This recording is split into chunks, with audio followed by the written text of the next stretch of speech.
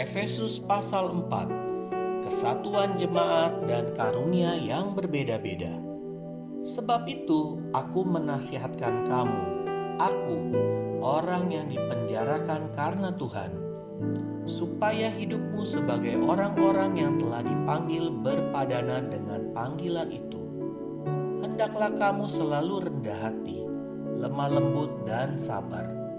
Tunjukkanlah kasihmu dalam hal saling membantu, dan berusahalah memelihara kesatuan roh oleh ikatan damai sejahtera, satu tubuh dan satu roh.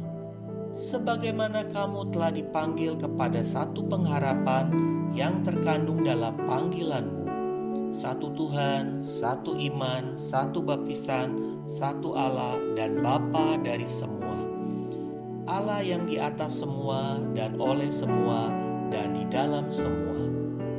Tetapi kepada kita masing-masing telah dianugerahkan kasih karunia menurut ukuran pemberian Kristus.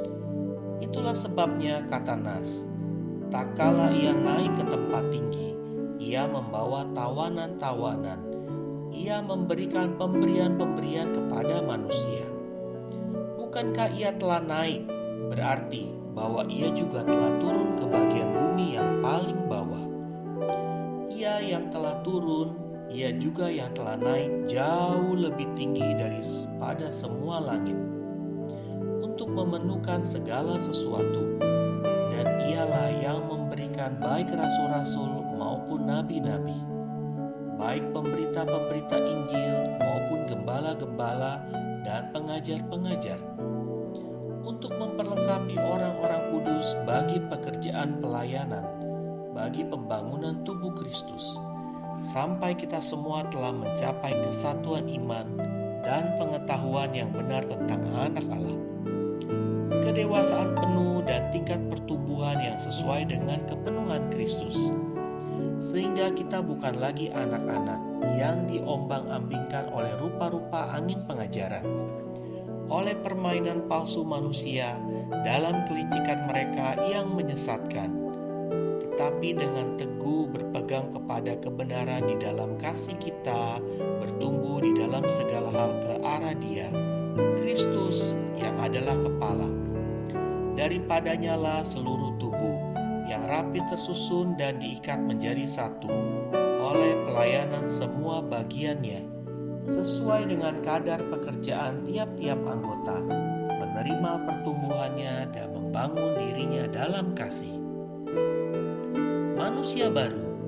Sebab itu kukatakan dan kutegaskan ini kepadamu di dalam Tuhan.